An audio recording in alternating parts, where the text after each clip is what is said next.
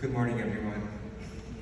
As we gather here on the hallowed grounds of the Credit Union of Texas Event Center for the momentous occasion that is our high school graduation, I'd like to start off by saying a few words of appreciation and acknowledgement for those who have helped and guided me along the way.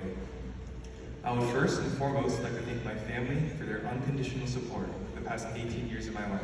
I could never have gotten this far without them.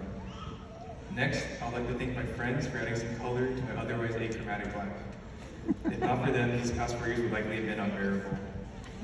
And last, but certainly not least, I'd like to thank Quizlet for their invaluable services. You have saved countless high schoolers from failing off their tests. And rereading my speech right now, I think I might be forgetting something important. Oh yeah, that's right. How could I forget the teachers? My bad, I guess you were just less important than Quizlet. In all honesty though, I'd like to thank our teachers for delivering some of the highest quality education this state has to offer. Not only are they able to effectively teach challenging subjects, but they do so in an engaging and unforgettable way. I mean, who can forget Mr. Taylor's unparalleled optimism, Mr. Baker's fruitless attempts at getting me a girlfriend, or Mr. Barter annoying the other social studies teachers every music video Monday. Also, I feel sorry for you for having to deal with library tests and late work, but that's probably the only reason why most of us are here right now. While I would like to say that with a clear conscience, I was unfortunately struck by a sudden case of senioritis earlier this year. It seems like even valedictorians are susceptible to this contagious disease. And while we're on the topic of diseases, these past few years have been truly unique. I'm sure that before the spring break of our sophomore year, nobody could ever have expected everything to change so drastically and so suddenly. Regardless of our thoughts on the matter, I believe that everyone can attest to just how fun and engaging sitting at home in our pajamas in a Zoom call with our cameras off was.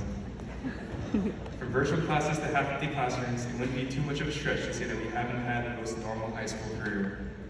And yet, despite all these extenuating circumstances, we all made it. Congratulations to the class of 2022 for managing to survive high school.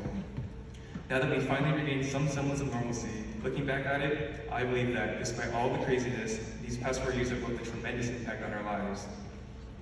And just what exactly the impact is a little bit more unclear. Although I would like to say that taking calculus or physics is sufficiently prepared us for future careers, that probably isn't the case for the vast majority of us, at least in the conventional sense. However, while finding the area under a curve where the speed of a block sliding down a ramp may not be the most applicable to our features, the lessons that we've learned because of it most certainly are.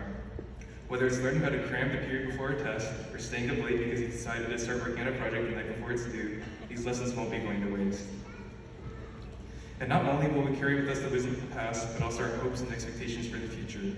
I'm positive that whatever we choose to do, we will all go on to do great things in life.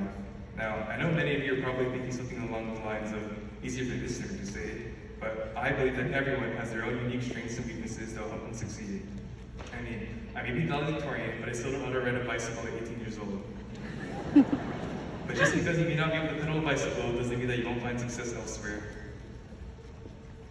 Now, as we enter the next stage of our lives, I know many of you are tearfully saying your goodbyes to your friends and classmates, or promising that you'll stay in touch, which we all know probably won't happen. I just wanted to say that it's a natural part of life.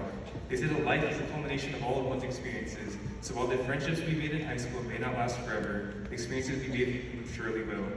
As one chapter of our story ends, a new one begins, and I, for one, am excited to see how it turns out. Thank you.